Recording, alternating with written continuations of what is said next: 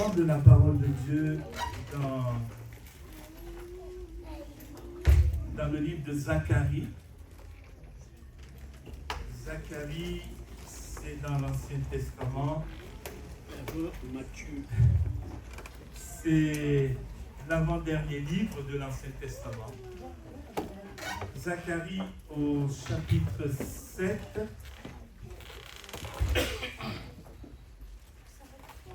Zacharie au chapitre 7.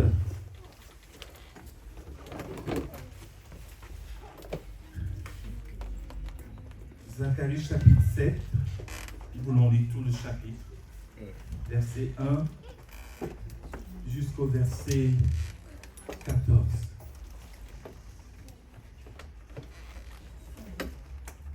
Zacharie chapitre 7, verset 1 à 14. Est-ce que un bien-aimé ou une bien-aimée peut faire la lecture pour nous tous? Zacharie chapitre 7, verset 1 à 14. Oui, c'est Marie-Alice.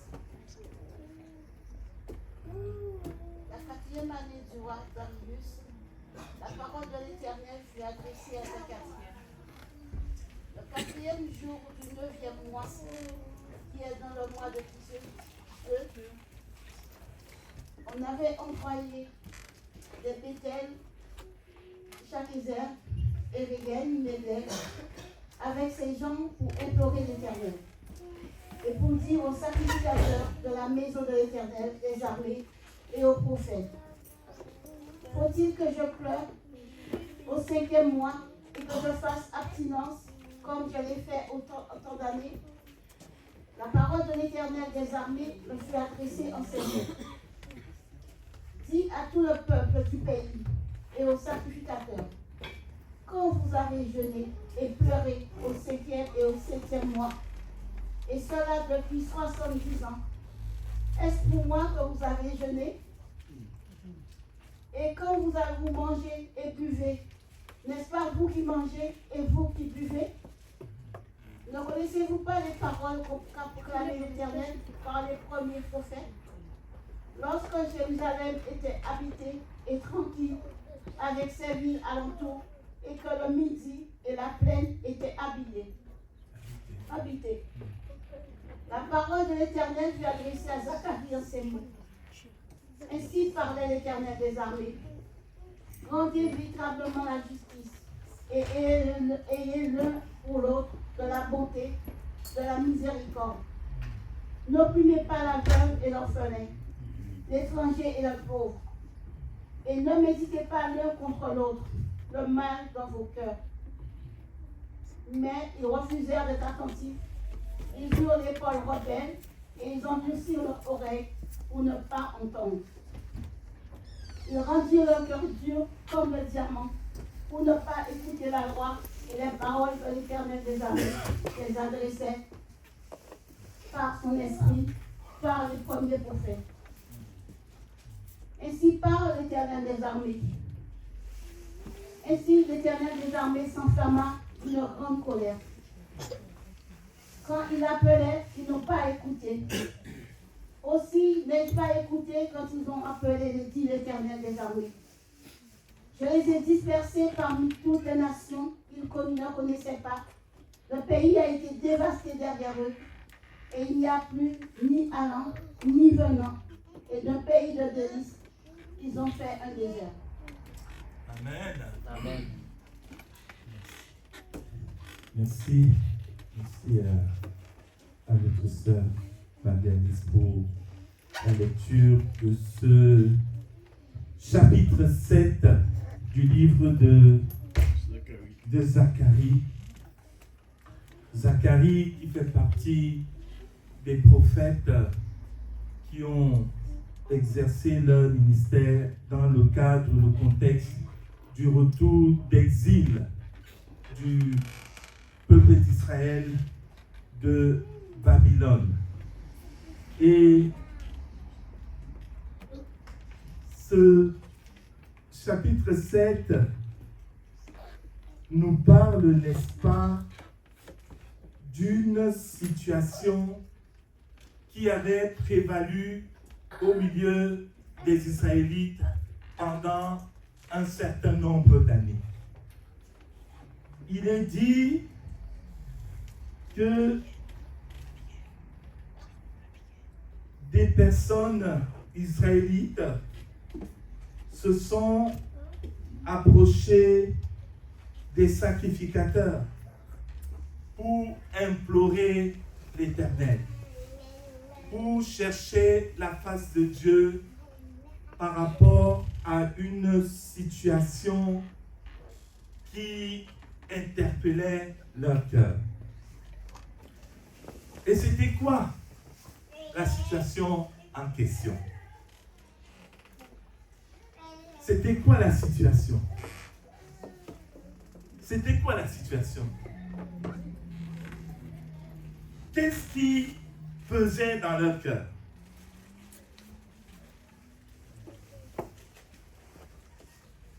Ils disent au verset 3, en s'adressant au sacrificateur, en fait, ils s'adressent à Dieu. Faut-il que je pleure au 5e mois et que je fasse abstinence comme je l'ai fait tant d'années?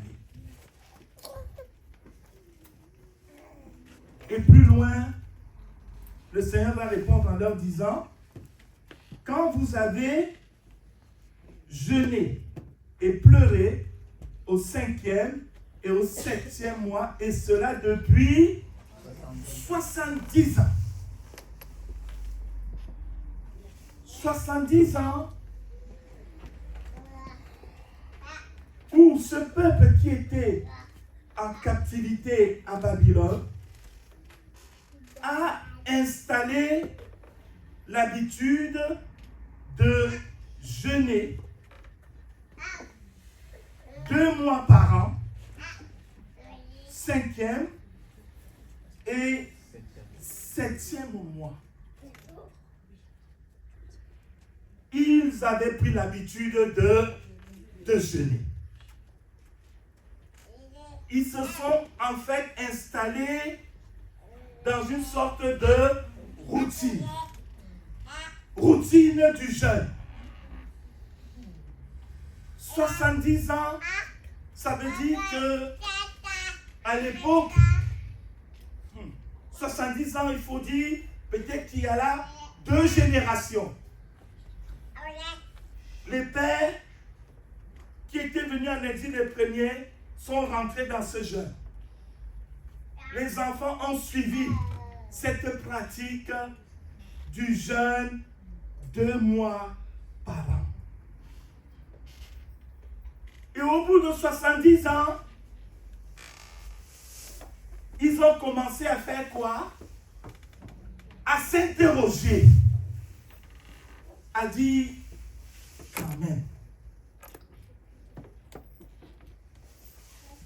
quand même, est-ce qu'on doit continuer? Est-ce qu'on doit continuer dans cette routine?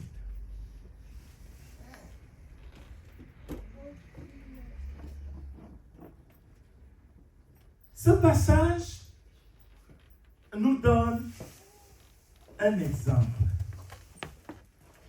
Un exemple par rapport à un grave danger. Un grave danger qui guette le croyant. Un grave danger qui guette le disciple de Jésus. Il s'agit de quoi comme danger? La routine. La routine.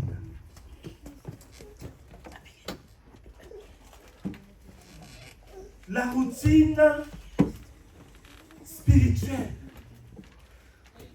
dans laquelle les Israélites étaient tombés.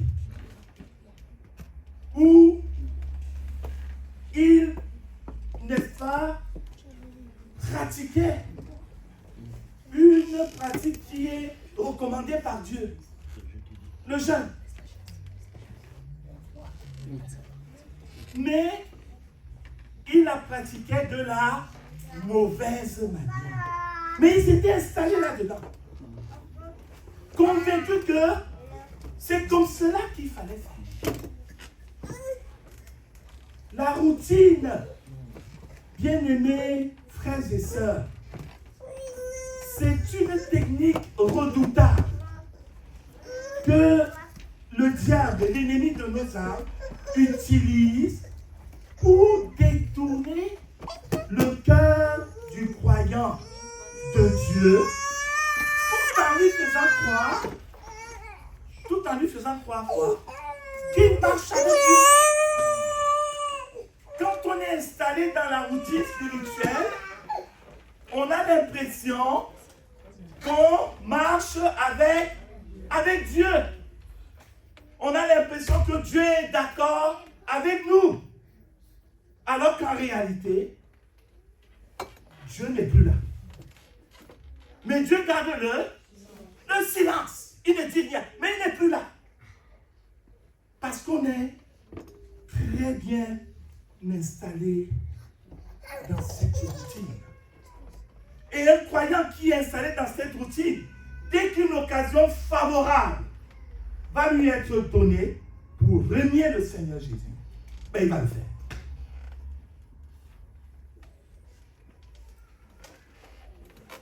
C'est quoi la routine spirituelle? C'est quoi même la routine? C'est quoi la routine? Comment tu vas définir? Comment définir la routine? Faire la même chose tout le temps. Oui. C'est définir une norme en fait. C'est définir une norme, oui. Une habitude, c'est quoi? Une habitude. Dans routine, il y a quoi? Il y a route. Dans routine, il y a route. Une route, tu la prends chaque fois. Tu ne poses pas de questions. La route ne change pas. Elle est toujours là. Donc, finalement, même tu la prends d'une manière machinale. Tu prends la route. Tu vas où tu vas. Tu ne te poses même pas de questions. La routine, une habitude d'agir ou de penser qui est devenue mécanique. 70 ans, ils ont fait quoi? Jeûner 2 mois par an. 5e, 7e mois. C'était la norme. Personne ne se posait de questions. C'était comme ça. Leur façon de faire. Ils ont développé une routine de jeûne. Ils ont développé une routine dans leur relation avec Dieu.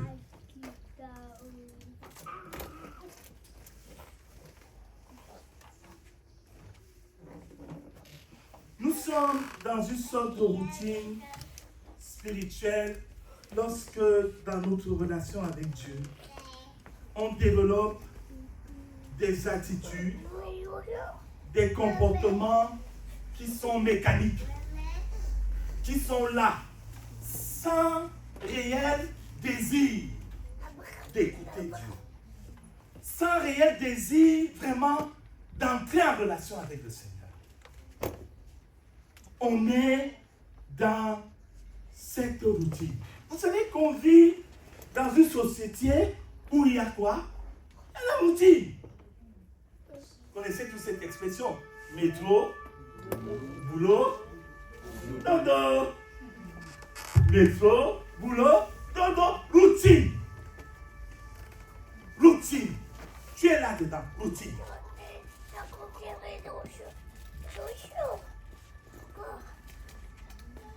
Il n'est pas étonnant, n'est-ce pas, de constater aussi que il y a une sorte de routine spirituelle qui touche le peuple de Dieu, qui atteint les enfants de Dieu.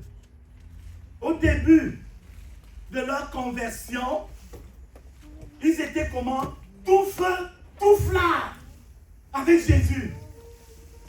Il te rencontrait dans la rue, il t'embrassait. Jésus t'aime. Tu disais, mais tu es bizarre. Non, il n'est pas bizarre. Parce que dans le cœur, il y avait quoi? Il y avait le feu de Dieu. L'amour pour Jésus. L'amour pour Jésus. Au début, c'était ça. Ils étaient remplis de zèle pour le Seigneur Jésus. Ils prenaient du plaisir à passer du temps dans la présence de Dieu. Amen. Amen. Du plaisir à passer du temps. Je me souviens de ces moments où, quand la réunion de prière arrivait dans la semaine, allez, à ce moment j'étais étudiant à Metz, quand la réunion de prière arrivait, j'étais dans l'attente de la réunion de prière de la semaine. Et quand le jour de la réunion arrivait, on allait à la réunion bien avant la réunion, parce qu'on avait la réunion d'avant réunion de prière. Donc notre réunion d'avant réunion de prière, ça secouait. Le Saint-Esprit était là, agissant. Et quand la réunion de prière arrivait, on était prêts. On était tout feu. Il n'y avait pas de routine, hein? Mais on cherchait la vie de Dieu, la présence de Dieu.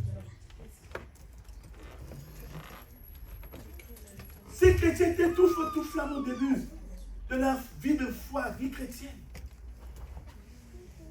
Ils avaient hâte d'aller à l'église. Hâte d'aller quoi? À l'église. Pour faire quoi? Pour écouter la parole de Dieu. Parce que les gens avaient soif de Dieu. Il n'était pas question qu'on dise va à l'église. C'est quoi? Non. La soif de Dieu était là dans le cœur. Le désir d'écouter sa loi. Le désir de lui plaire. Le désir de mettre sa loi en pratique. De vivre en communion avec les frères et sœurs. Et puis un temps est arrivé, n'est-ce pas? Qu'est-ce qui se passe? Un temps arrive, il n'y a plus ce feu-là dans le cœur. Il n'y a plus cette flamme-là. Mais on vient quand même à l'église. Il faut y aller. Il faut y aller. On vient, on s'assoit. On est là. On attend. On attend. Peut-être que le pasteur va faire quelque chose aujourd'hui. On ne sait pas. On attend. On attend. Il n'y a plus cette soif de Dieu. On a chanté avec nous ce qui dit Seigneur, nous voici devant toi. Tous unis dans ta maison, nous avons soif de t'entendre, nous avons faim de toi. Ô Seigneur, manifeste-toi. Soif de t'entendre, faim de ta présence. Lorsqu'on n'a plus cette soif de Dieu en nous, lorsqu'il n'y a plus en nous ce désir d'entendre Dieu nous parler, eh bien, nous sommes tombés dans la routine. Nous sommes tombés dans la routine. En fait, on est maintenant en train de fonctionner selon ce que je vais appeler les automatismes évangéliques. Les automatismes évangéliques. On est rentré là-dedans. Les mêmes automatismes qu'on reprochait aux églises traditionnelles. On y est rentré. Et c'est quoi ces automatismes? Je vais à l'église parce que c'est dimanche. Dimanche, je vais à l'église. Je vais à l'église. Je prie parce que quoi? Parce que ça fait chrétien de prier. Donc je prie. Je prie. Mais en réalité, même quand je prie là, mon cœur est où? Ailleurs. Jésus, je t'aime. Mais le cœur est là-bas, derrière, loin, loin, loin. Mais la bouche là, prononce des adorations à Jésus. Routine. Les Israélites ont jeûné 70 ans. Ils pleuraient. Et ils priaient. Mais Dieu dit, je n'étais pas là avec vous. Et il dit même quand vous mangez et vous buvez, est-ce que vous mangez pour moi? Est-ce que vous buvez pour moi? Vous mangez pour vous, vous buvez pour vous.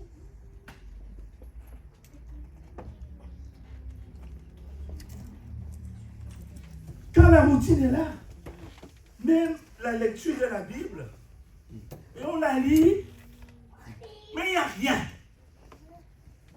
On ne reçoit plus. On a du mal. Il m'est déjà arrivé un moment comme ça, où je lisais toujours la Bible. Mais je sens que mon cœur, même si je lis, c'est comme si il n'y prend plus plaisir. Mais je m'efforce à lire, mais je ne comprends pas pourquoi j'aime plus. C'est comme si mon cœur n'aime plus. Je dis, c'est pas normal. Quand on est dans la routine, tu peux lire la Bible, mais ton cœur n'aime plus. Mais tu trouves ça normal. Et tu continues. Tu peux même servir Dieu dans l'église. Oui, tu peux servir Dieu.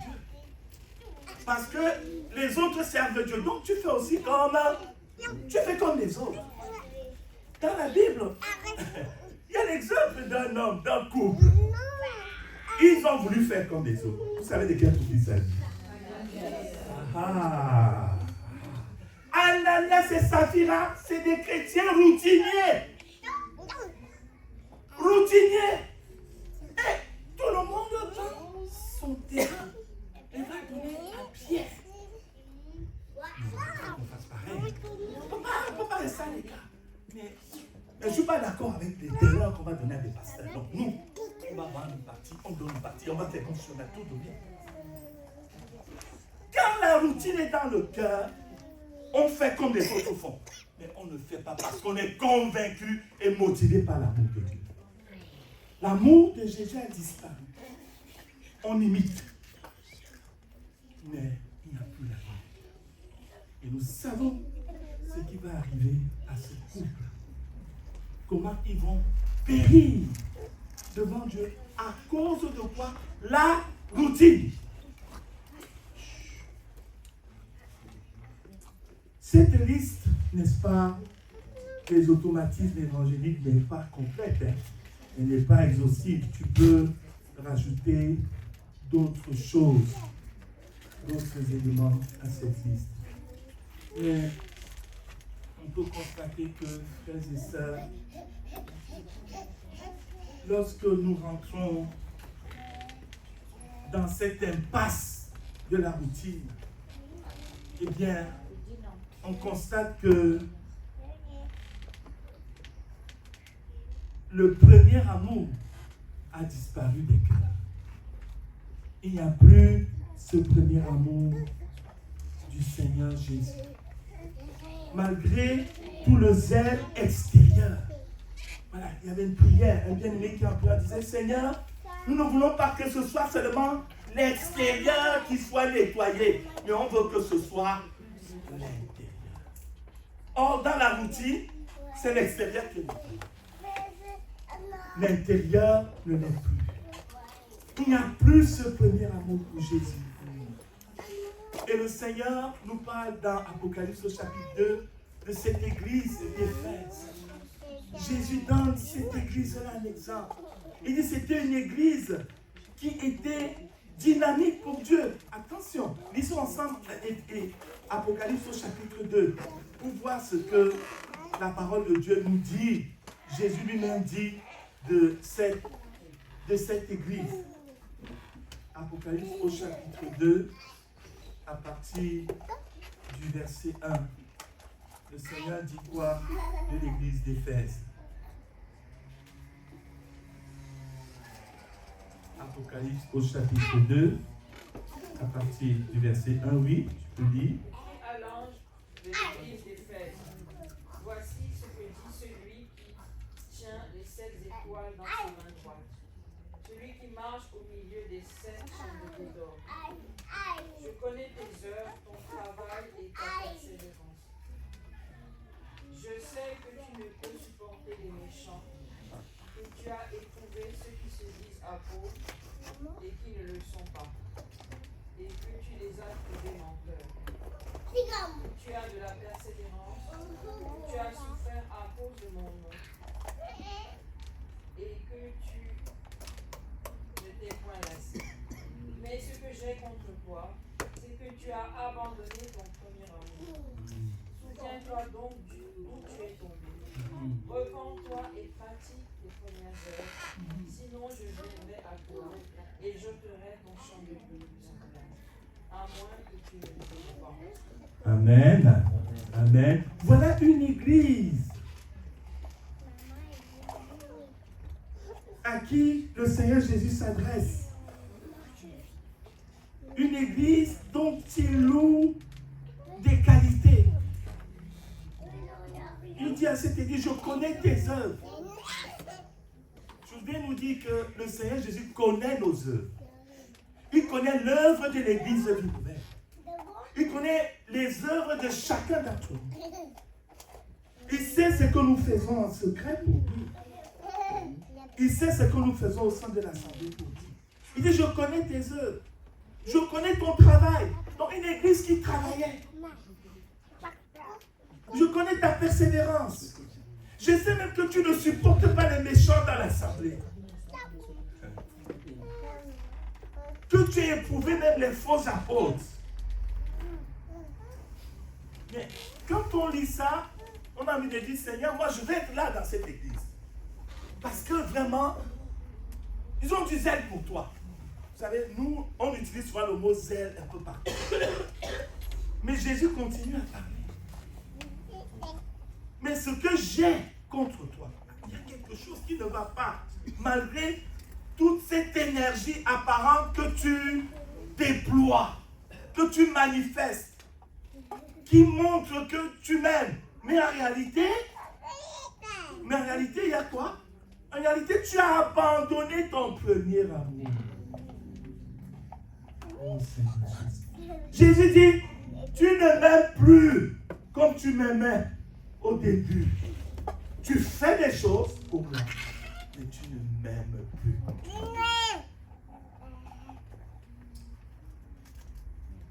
Nous voulons faire des choses pour Jésus. Et Jésus veut. Amen. Il dit, si vous m'aimez, Jésus recherche l'amour. Il veut des disciples qui l'aiment. Est-ce que vous avez constaté que parmi ces disciples que Jésus a choisis, il n'y avait pas d'intellectuels? Les 12 là, il n'y avait pas d'intellectuels. Les pécheurs. Hein? Il y avait peut-être, si on peut parler d'un intellectuel, ce serait peut-être Matthieu. Luc n'était pas disciple.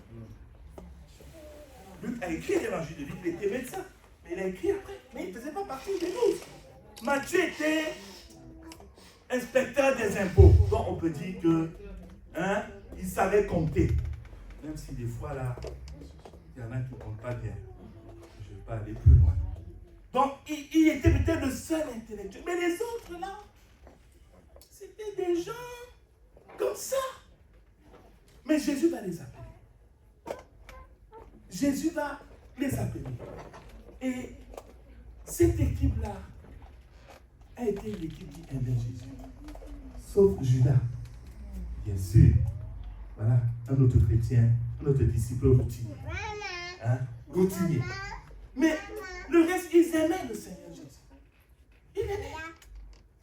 Jésus était content de les retrouver.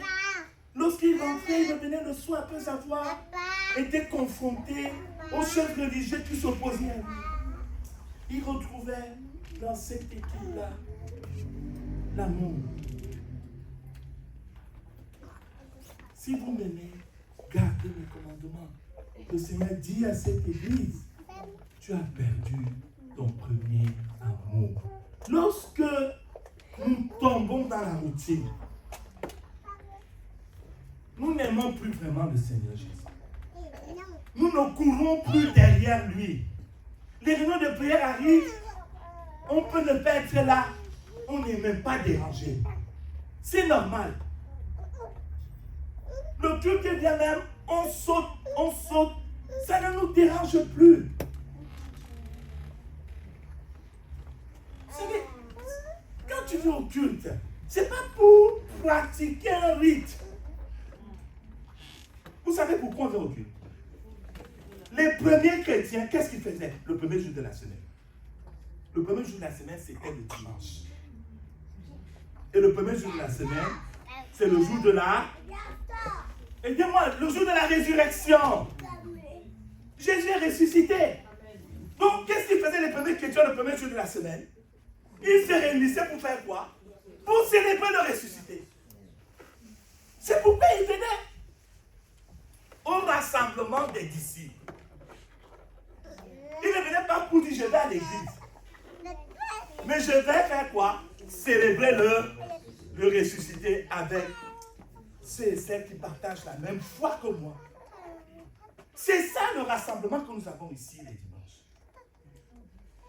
C'est ça qui est rentré dans l'histoire. Qui fait que les églises, le dimanche, se réunissent pour faire quoi? Célébrer le Jésus-Christ le ressuscité. Nous devons, frères et sœurs, abandonner ces routines qui sont vraiment nocives pour nos vies, nocives pour notre relation avec Dieu. Le premier amour a disparu. Il n'y a plus aussi de profondeur dans la relation avec Dieu. Il n'y a pas de profondeur. Les Israélites, ils jeûnaient. Et puis quoi? Qu'est-ce que vous avez reçu dans votre jeûne? Dieu vous a dit quoi? Qu'est-ce qui a changé dans votre vie? Vous jeûnez. Et puis il y a eu quoi? Il n'y a plus de profondeur. Donc des fois, on aime bien afficher ces pratiques extérieures. Mais qui en réalité masquent notre pauvreté. On est pauvre intérieurement. Mais on ne le dit pas. Et donc on affiche des pratiques comme ça. Le jeûne, je pense ici. Mais dans le cœur, là, on hait les gens.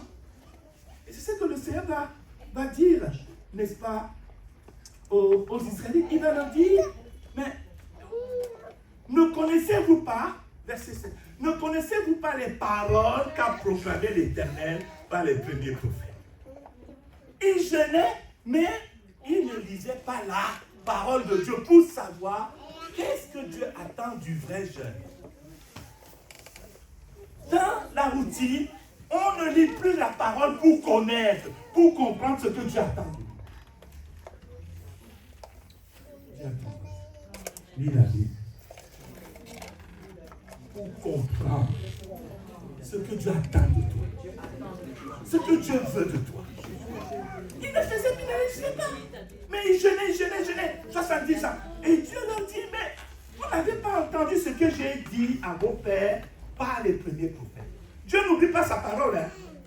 Amen. Il se souvient de sa parole. Il dit, j'ai parlé. À tel endroit, c'est écrit. Est-ce que tu n'as pas lu? Et qu'est-ce qu'il disait? Qu'est-ce que le Seigneur disait? Il dit, ainsi parlait l'Éternel des armées, verset 9. Rendez véritablement la justice. Et ayez l'un pour l'autre de la bonté et de la miséricorde. Tu sais, quand tu jeûnes, Dieu regarde si dans ton cœur, tu libères les captifs. Tu libères les gens à qui tu as gardé des rancunes. Il regarde si tu uses de bonté et de miséricorde. Parce que quand tu jeûnes, c'est que tu veux que Dieu use de quoi? De bonté et de miséricorde vis-à-vis de toi ou de moi. Donc Dieu, il elle veut que je l'exauce, je j'exerce la miséricorde. Alors moi, je vais regarder. Lui, il est comment? Elle est comment? Il y a une situation comme ça dans sa famille. Est-ce qu'elle libère les gens? Ou bien elle garde les problèmes sur les gens? Il dit, rendez véritablement la justice. Il ne doit pas avoir d'attitude partisane au milieu de l'église. Quand il y a une situation, il faut l'examiner à la lumière de la parole de Dieu. Sans parti pris. C'est ce que le Seigneur dit. Rendez véritablement la justice. Ayez l'un pour l'autre de la bonté et de la miséricorde.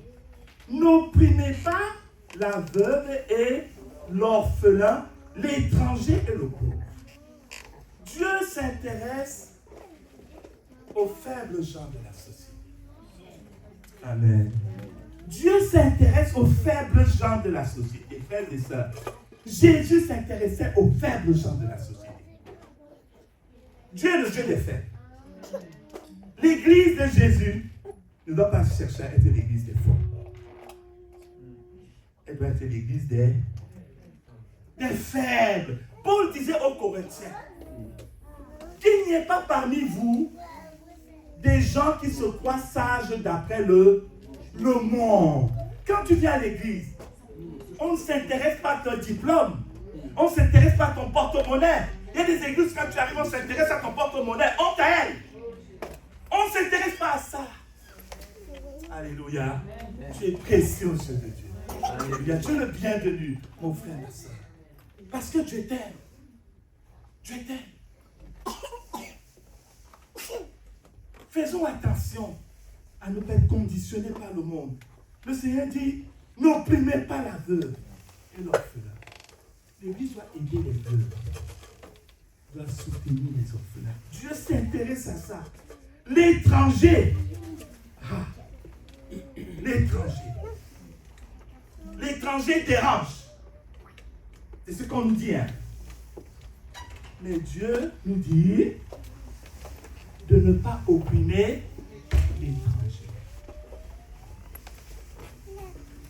Jésus lui-même a été étranger en Égypte quand il était encore dans le ventre de Marie. Étranger en Égypte. Joseph et Marie sont exilés en Égypte sur la parole de l'ange qui s'était révélé à Joseph. N'opprimez pas l'étranger et le pauvre. À quel moment la dernière fois où tu as aidé un étranger, où tu as aidé une personne pauvre, parce que Dieu les aime et toi aussi tu dois les aimer. Le Seigneur Jésus, quand je le voyais, il me faisait entendre qu'il aide les pauvres gens sur terre. C'était une leçon pour moi. Une leçon. Que le pasteur cherche des contacts avec des gens bien placés. Mais quand tu es pauvre, on te laisse t'asseoir au fond. Que cela ne soit pas le cas aujourd'hui. Amen. Amen. Aie un regard bienveillant envers le pauvre, envers les faibles. Parce que toi aussi tu es faible. Hein? On est faible aussi, non? On est aussi faible. Et le Seigneur continue. Ne méditez pas l'un contre l'autre le mal dans vos cœurs. Quand tu jeûnes, voilà donc des choses que Dieu regarde. Pendant que tu dis, Seigneur, je ne mange pas, mais tu vois, je suis là. Dieu lui regarde ça. Et le chrétien routinier, il ne s'intéresse pas à ce que Dieu regarde. Il s'intéresse uniquement à la forme extérieure des pratiques religieuses. Dis à ton voisin, abandonne la routine là. Tu es là aujourd'hui, on va attendre 2 mois pour te revoir, routinier. Une fois que tu es à la prière, on attend 1 mois pour te revoir en prière. Pourquoi tu viens prier? Il faut se poser ces questions. Hein? Notre foi doit être une foi réfléchie. Amen. Tu dois réfléchir à ce que tu fais. Pourquoi tu viens prier? Tu es là pourquoi? Moi, je ne suis pas là pour prêcher. Alléluia. Je ne suis pas là pour prêcher. Je dis toujours, et je dis souvent à ma mère, là, même quand il y a 2 personnes, ce qui m'intéresse à une rencontre comme celle-ci, c'est l'onction du Saint-Esprit. Quand le Saint-Esprit est là, moi je suis content. Mais s'il n'est pas là, je ne me sens pas bien. C'est cette présence que je veux. Je veux la présence de Jésus au milieu de nous. Active. C'est ça qui réjouit mon cœur. Tu peux aller dans une église, il y a du monde, hein? Mais tu es là, tu dis où est Jésus? Il est où? Je vois les ajustements, je vois les dents, je vois tout ce qu'il faut. Mais je ne vois pas Jésus. Mon cœur est froid. Pourquoi? Le cœur ne doit pas être froid quand on arrive dans un rassemblement de disciples qui ont encore le premier amour. Amen. Parce que cet amour-là se voit, ça bouillonne, ça va s'exprimer.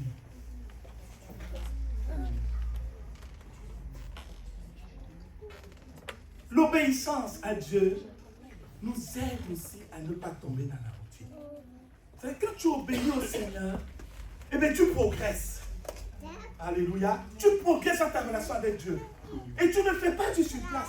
Mais quand tu n'obéis pas, tu es toujours au même endroit.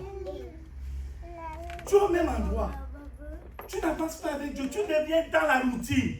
Les années passent, on va te voir toujours avec le même problème. Oui, pasteur, j'ai toujours ça. C'est qu'après, j'ai toujours ça. Mais Dieu ne t'a rien dit pendant 5 ans par rapport au problème que tu as là. Il faut qu'on se pose les vraies questions, frères et sœurs. Ça nous concerne tous. Parce que, humainement parlant, nous avons tendance à être routiniers. Hein, c'est pas vrai. On a tendance à tomber dans la routine. Mais le Seigneur ne veut pas qu'on soit dans cette routine-là. Obéir à Dieu, ça nous sort de la routine. La Bible dit que le chemin du paresseux est toujours rempli de haies d'épines. Le paresseux, il a toujours des problèmes. Pourquoi? Pourquoi son chemin est toujours plein de haies d'épines? Proverbe 15, 19. Pourquoi? Si tu vois un chemin qui va chez quelqu'un et qui a des haies d'épines, parce qu'il ne travaille jamais. Mais si tu travailles, tu ne vas pas laisser les haies d'épines pousser sur ton chemin. Donc le paresseux, il est installé dans sa paresse, routine. Son chemin est toujours plein de haies d'épines. Donc il a toujours des problèmes. Quand tu vois, il vient voir le pasteur, problème. Problème. Là, tu ne vois pas venir, pasteur. Dieu m'a aidé. Voici ce que j'ai vécu. Là, tu commences à dire, ça va aussi. Mon frère, ma soeur devient maintenant autonome. Il grandit dans sa relation avec Dieu. Amen. Viens ton frère, tu dois grandir. Tu dois grandir dans ta relation avec Christ. Tu dois grandir. Oui. Frères et sœurs, je vais m'arrêter là. Je vais m'arrêter là pour cet après-midi. Et frères et sœurs, vous inviter vraiment à rester vigilants. Soyons vigilants sur nos vies par rapport à cette question de la routine. 1 Pierre 5 nous dit, soyez sobres, veillez. Votre adversaire, le diable, rôde comme un lion, rugissant, cherchant qui il va dévorer. Et des fois, quand on dit il rôde comme un lion rugissant, vous savez, il est subtil. Il se cache. Dans la routine, il est là-dedans. L'amour de Jésus n'est plus là. Mais tu fais les choses que les chrétiens font aussi. Jusqu'au jour où, malheureusement, il prépare un coup contre la personne qui est dans la routine. Et là, sa vie de routine est dévastée. Mais, mon frère, ma soeur, que cela ne t'arrive pas au nom de Jésus. Amen. Cela ne t'arrive pas. Mais ça dépend aussi de toi. Ça dépend du choix que tu vas faire de ne plus t'installer dans la routine avec Dieu. Mais d'être toujours dans une démarche de soif de Dieu. Dans une démarche de Seigneur, aide-moi à avancer. Seigneur Jésus, comme David disait, je désire une seule chose. Amen. Je désire une seule chose. C'est un roi, hein? Il a eu le temps de désirer beaucoup d'autres choses. Il dit non. Finalement, moi je désire qu'une seule chose. Seigneur, c'est de faire quoi?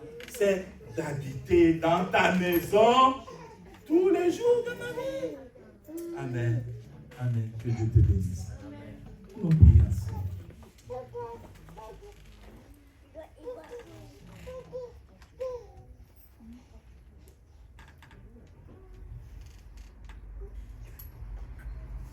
Seigneur, Seigneur Jésus, je te dis merci pour la manière dont tu m'as permis de parler à ton peuple de ce problème de la routine spirituelle. Seigneur, je te dis merci parce que tu es là au milieu de nous. Je sais, mon Dieu, que je n'ai pas été complet. Mais je te demande une chose, c'est que tu continues à travailler le cœur de tout un chacun. Que tu continues à parler dans le cœur au nom de Jésus. Par rapport à ces mauvaises habitudes qui sont installées et qui sont un frein à notre croissance spirituelle. Jésus, je prie que tu ouvres les yeux de mon frère et de ma soeur.